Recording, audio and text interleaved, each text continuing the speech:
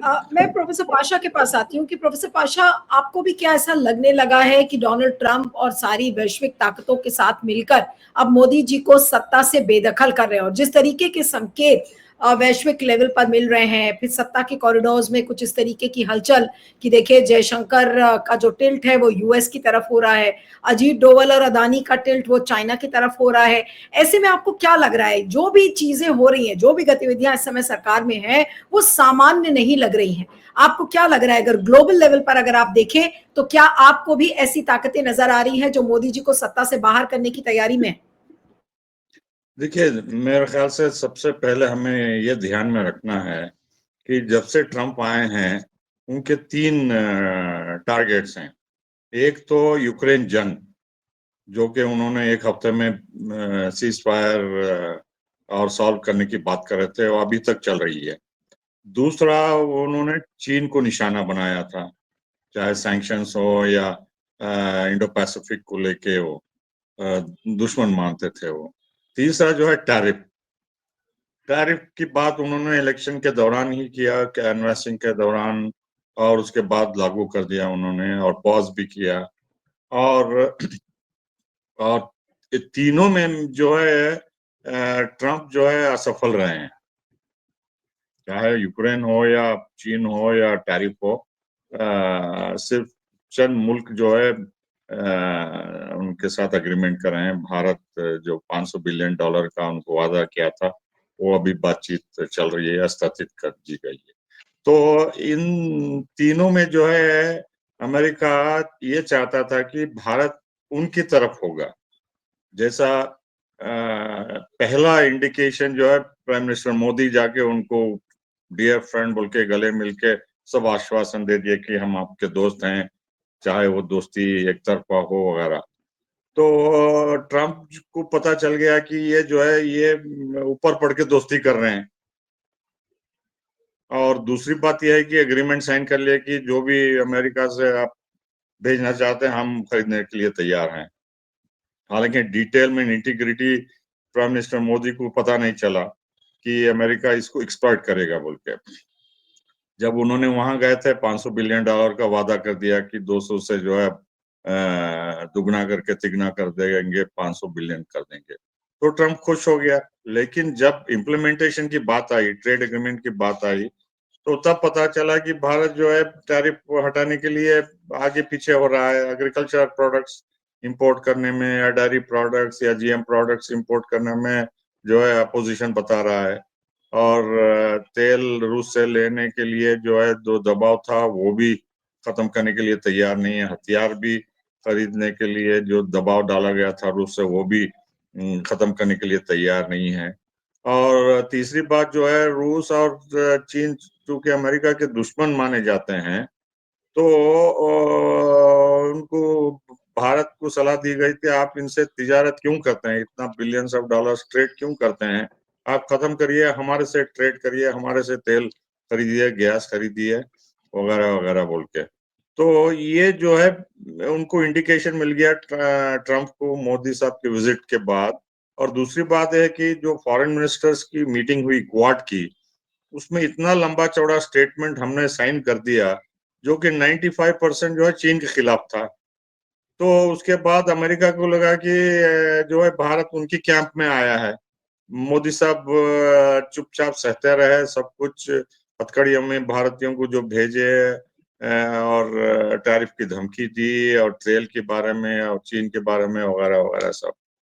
तो trade negotiation में पेशकदमी नहीं हुई, आगे नहीं बढ़े। तो बाहर अमेरिका को धीरे धीरे लगने लगा। मई में ऑपरेशन सिंदूर हुआ, जिसमें वो क्रेडिट लेना चाहते थे, और ये उम्मीद करते थे कि जो है भारत जो है प्रधानमंत्री उनको नोबेल प्राइज के लिए नॉमिनेट करेगा बोल के। लेकिन हमने उल्टा किया, ऑपरेशन सिंदूर को हम बायलैटरली करे बोल के बार बार हम भी रिएटरेट करते रहे।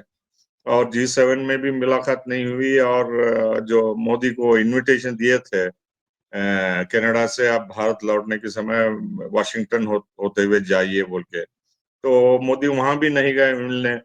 तो इससे जो है अमेरिका काफी नाराज हुआ कि ये अकड़ क्यों है। हमारे साथ आके मिल के दोस्ती का हाथ बटा के सब कुछ मीठी मीठी बातें करके चले गए। आप हम जो चाहते हैं आपसे वो करने के लिए तैयार नहीं है, चाहे वो ऑपरेशन सिंदूर क्रेडिट का हो या चीन के खा रूस वगैरह। ब्रिक्स के बारे में भी आपको पता होगा कि जब व्हाइट हाउस में थे उन्होंने ट्रम्प ने कहा कि ये मर चुका है ब्रिक्स, और ब्राजील वहां गए और उनको नाराजगी हुई ट्रम्प को, और उन्होंने कहा कि ये एंटी अमेरिकन ग्रुपिंग है। तो अब जो है एंटी अमेरिकन ग्रुपिंग को लेके अब एक्यूज कर रहे हैं अमेरिका के लीडर्स एडमिनिस्ट्रेशन की, आप चीन और रूस के साथ मिल गए हैं, ईरान के साथ मिल गए हैं इस सीओ में वगैरह बोल के। तो जो अमेरिका नहीं चाहता था एनिमी देशों से भारत मिलना है बोल के, तो हम उसके बरक्स कर रहे हैं, अपोजिट कर रहे हैं। तो ये नोबेल प्राइज का नॉमिनेशन, रूस का तेल, हथियार, चीन, ब्रिक्स, ऑपरेशन सिंदूर, ये सब टैरिफ वगैरह सब लेके जो है, और जो भड़काव वाले स्टेटमेंट्स आ रहे हैं।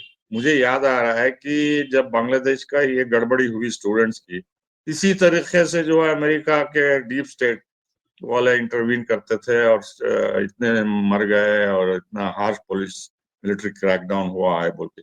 ये डीप स्टेट असल में क्या चाहता है? ये डीप स्टेट के 4 या 5 एलिमेंट्स हैं। एक तो मिलिट्री इंडस्ट्रियल कॉम्प्लेक्स है, वो भारत को हथियार देना चाहता है और रूस को खत्म करना चाहता है हमारे हथियार। दूसरा जो है ये सीआईए है। सीआईए चाहता है कि जो भी दुनिया के लीडर उनकी बात नहीं मानते अमेरिका की, उसके खिलाफ गड़बड़ी कराए, चाहे यूएस एड के जरिए हो या एनजीओ के जरिए हो या असैसिनेशन के जरिए हो या कोई भी गड़बड़ी। तीसरा जो है स्टॉक मार्केट है, जो कि मैनिपुलेट करते हैं और जिससे इंडियन स्टॉक मार्केट पे काफी असर हुआ है। पिछले 6 महीने में आप देखें कई हजार करोड़ का नुकसान हुआ है लोगों को। और उसके बाद जो है ये प्रोपेगेंडा जो चल रही है, वो मीडिया वार, वो भी डीप स्टेट के मुताबिक ही चल रही है। प्रेस स्टेटमेंट जो मार्को रूबियो देते हैं, कॉमर्स सेक्रेटरी देते हैं और डिफेंस सेक्रेटरी देते हैं, पीटर नवारो देते हैं, ये सब पैटर्न बनता जा रहा है जो कि बांग्लादेश में जो गड़बड़ी के दौरान करते थे। और जो ट्रम्प के हवाले से जो बयान आ रहा है कि ये टैरिफ जो है सिर्फ टैरिफ नहीं है, ट्रम्प की नाराजगी है कि आप ब्रिक्स के साथ हैं, चीन के साथ हैं, रूस के साथ हैं, तेल खरीद रहे हैं, हथियार खरीद रहे हैं, हमारी बात नहीं मान रहे हैं, और ये ब्राह्मणों का और कास्ट का और वगैरह वगैरह सब, ये जो है सोची समझी साजिश है। ये डीप प्लानिंग है डीप स्टेट की, कि जो भी लीडर उनकी बात नहीं मानते हैं उनके खिलाफ डार्क पेंट करो, उनको बदनाम कर दो बोल के। कि जो जिस तरीके से डोनाल्ड ट्रंप इस समय एकदम एक्टिव हो गए हैं मोदी जी को अपोज करने में, बावजूद इसके कि मोदी जी कितनी बड़ी बड़ी दोस्ती की बातें डोनाल्ड ट्रंप से करते थे, तो क्या ट्रंप ने डीप स्टेट के साथ हाथ मिला लिया है या ट्रंप ही पूरे इस डीप स्टेट के डिजाइनर है इस समय? वो नहीं समझ नहीं आ रहा। नहीं, डीप स्टेट अलग है, ट्रम्प अलग है। देखिए, ओके। ट्रम्प ट्रम्प ये 2-3 मुद्दों पे आए, मेक अमेरिका ग्रेट और इमिग्रेशन के इश्यू और टैरिफ इश्यू के लेके। डीप स्टेट का जो है ये उनके खिलाफ थे ट्रम्प के कि आप यूक्रेन के जंग खत्म कर देंगे तो मिलिट्री इंडस्ट्रियल इन्फ्लुएंस कम हो जाएगा, और रूस को हराने की उनकी पुरानी प्लानिंग है वो भी अचीव नहीं होगा। और जो पॉज उन्होंने किया है चीन के टैरिफ को लेके, वो भी डीप स्टेट उसके खिलाफ था। तो ये सब जो है डीप स्टेट और ट्रम्प के बीच में इनिशियली कश्मकश चल रही थी, स्किर्मिशेस चल रहे थे।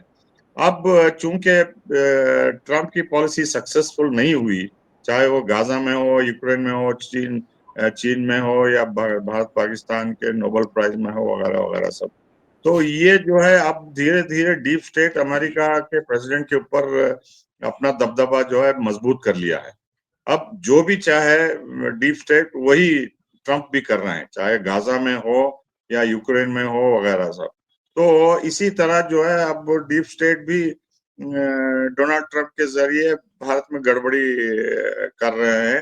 पहले सिर्फ स्टेटमेंट डोनाल्ड ट्रम्प की तरफ से आते थे, ट्रम्प आप तेल मत खरीदिए वगैरह। उसके बाद कॉमर्स सेक्रेटरी आ गए अखाड़े में, उसके बाद डिफेंस सेक्रेटरी, उसके बाद सेक्रेटरी ऑफ स्टेट आ गए। अब तो छोटे छोटे ऑफिशियल्स भी आ रहे हैं, पीटर नवारो और दूसरे जूनियर ऑफिशियल्स भी कह रहे हैं कि आप एग्रीकल्चर प्रोडक्ट्स क्यों इंपोर्ट नहीं कर रहे हैं, आप रूस से हथियार क्यों खरीदना चाहते हैं, बल्कि जो है अब पूरा डीप स्टेट जो है हावी हो गया है डोनाल्ड ट्रंप के ऊपर, और वो जो चाहे वही कर रहे हैं। और वो ये है करना चाहते हैं कि किसी भी तरह अगर मोदी साहब बात नहीं माने और इसी राह पे चलते रहे, चीन से दोस्ती, रूस से दोस्ती, तेल, हथियार और ब्रिक्स और पाकिस्तान के खिलाफ, तो ये वही करना चाहते हैं जो बांग्लादेश में करे और जो पहले दूसरे मुल्कों में भी लेकिन उन्होंने बांग्लादेश